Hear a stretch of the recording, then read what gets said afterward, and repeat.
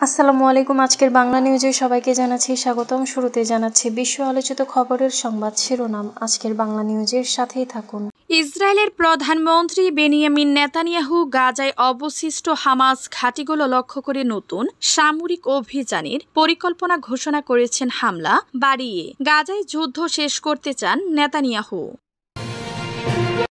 আলাস্কায় রাশিয়ার president Vladimir Putin এবং মার্কিন প্রেসিডেন্ট ডোনাল্ড ট্রাম্পের মধ্যে বৈঠক। ইউক্রেন যুদ্ধের সমাপ্তি নাকি নতুন অস্তিত্বতার সূচনা। ফিলিস্তিনি উপত্যকার গাজা সিটি দখলের পরিকল্পনা ঘোষণা করেছেন ইসরায়েলি প্রধানমন্ত্রী বেনিয়ামিন নেতানিয়াহু। গাজার সম্পূর্ণ দখলে ইসরায়েলের যত চ্যালেঞ্জ। উত্তর কোরিয়া হুঁশিয়ারি দিয়েছেন দক্ষিণ কোরিয়া ও যুক্তরাষ্ট্রের মধ্যে আসন্ন যুদ্ধ সামরিক মহড়া থেকে উস্কানিমূলক কোনো ঘটনা ঘটলে উত্তর কোরিয়া তার দৃঢ় প্রতিশোধ নেবে।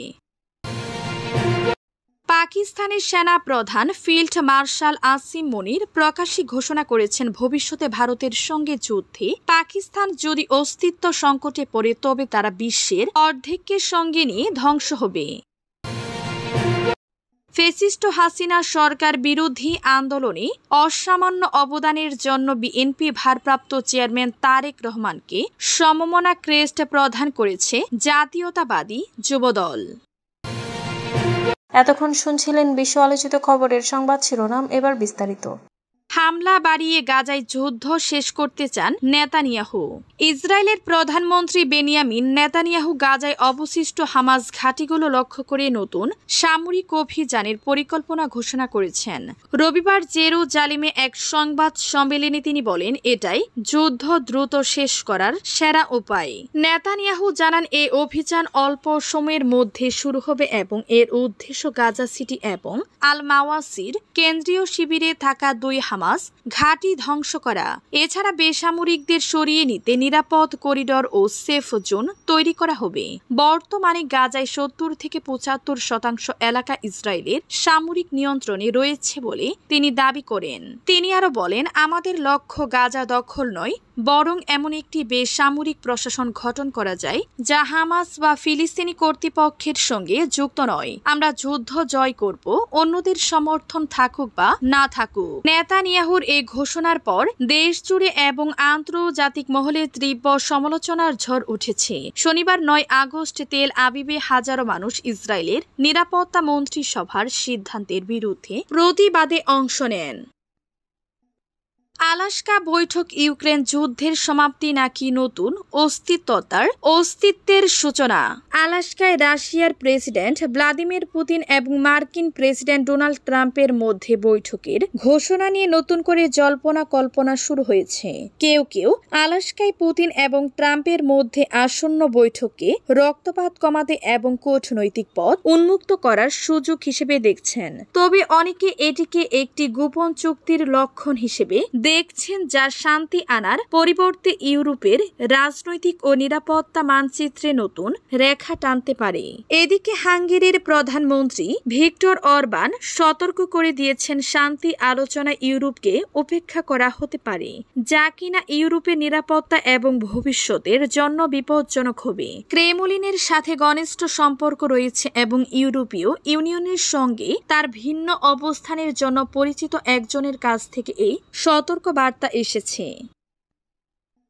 গাজা সম্পূর্ণ দখলে ইসরায়েলের যত challenge.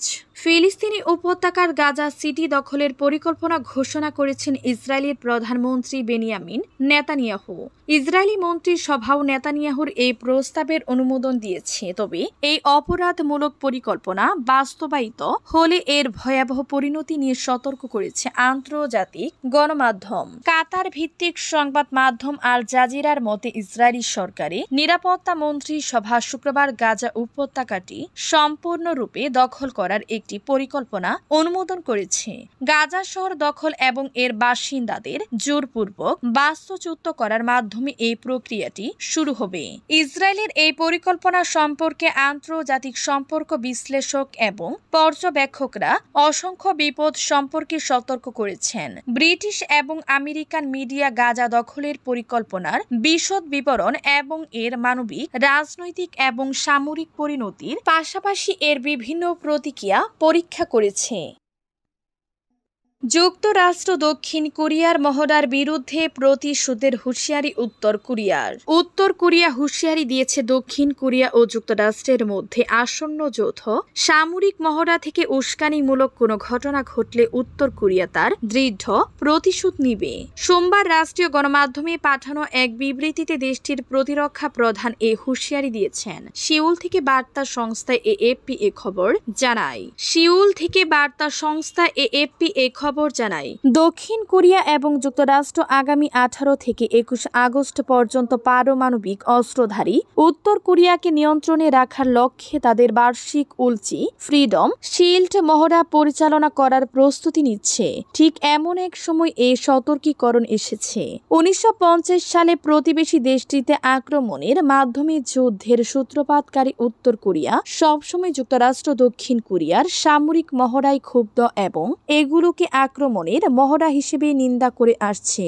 Korean central news agency কর্তৃক প্রকাশিত এক বিবৃতিতে উত্তর কোরিয়ার প্রতিরক্ষা প্রধান নো কোয়াং চোল বলেছেন, আত্মরক্ষার অধিকারের স্তরে ডিপিআরকের সশস্ত্র বাহিনী পূর্ণাঙ্গ এবং দৃঢ় প্রতিপক্ষ মার্কিন যুক্তরাষ্ট্র এবং দক্ষিণ কোরিয়ার সঙ্গে যুদ্ধ মহড়া মোকাবেলা করবে।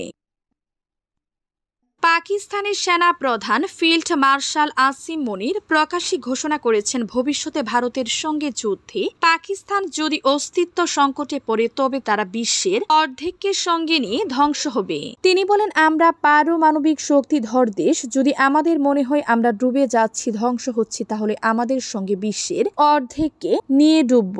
পাকিস্তানি ধ্বংসস্তব্ধ মার্কিন ব্যবসায়ী ও ট্রাম্পার সম্মানসূচক কনসাল আদনান আসাদের আয়োজিত এক নৈশভোজে এ বক্তব্য দেওয়া হয়। অনুষ্ঠানে প্রায় 120 জন ফ্লোরিডা ভিত্তিক পাকিস্তানি ধ্বংসস্তব্ধ অংশ নেন। মুনির গত 2 মাসে তৃতীয়বারের মতো যুক্তরাষ্ট্র সফর করেছেন। এর আগে 18 জুন তিনি প্রেসিডেন্ট ডোনাল্ড ট্রাম্পের সঙ্গে হোয়াইট হাউসে মধ্যস্থ ভোজে অংশ নিয়ে ট্রাম্পকে শান্তি প্রতিষ্ঠায় ভূমিকার জন্য নোবেল পুরস্কারের সুপারিশ করেছিলেন।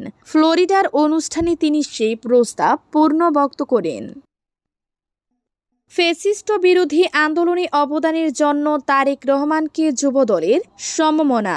ফ্যাসিস্ট হাসিনার সরকার বিরোধী আন্দোলনে অসামান্য অবদানের জন্য বিএনপি ভারপ্রাপ্ত চেয়ারম্যান তারেক রহমানকে সম্মাননা ক্রেস্ট প্রদান করেছে জাতীয়তাবাদী যুবদল। শনিবার লন্ডনে এক অনুষ্ঠানে তারেক রহমানের হাতে এ ক্রেস্ট তুলে দেন যুবদলের সভাপতি আব্দুল মুনাইম মুন্না। ক্রেস্ট প্রদানের পর আব্দুল মুনাইম মুন্না বলেন, আলহামদুলিল্লাহ, ফ্যাসিস্ট হাসিনা বিরোধী আন্দোলনে অসামান্য অবদানের জন্য বিএনপির ভারপ্রাপ্ত চেয়ারম্যান তারেক রহমানকে সম্মাননা ক্রেস্ট প্রদান করেছি। এটি আমার রাজনৈতিক জীবনের সবচেয়ে স্মরণীয় ও গৌরবময় মুহূর্ত। যুবদলের জন্য এটি সীমাহীন আনন্দের।